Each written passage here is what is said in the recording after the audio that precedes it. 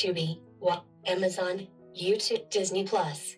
So you just start off this audio description, which is also called TalkBack voice view. So now you just want to turn this feature on or off on your Toshiba 4K Smart Fire TV. Let's see the process.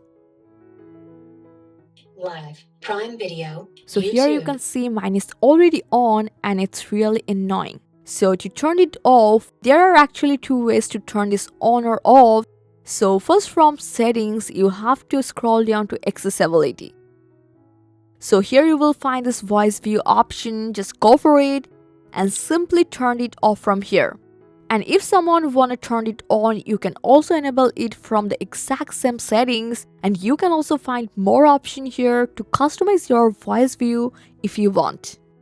And now here the quickest method to turn it on or off. Just quickly press and hold the three dot menu button and the back button at the same time and keep holding until it turns on. Voice view ready. Home.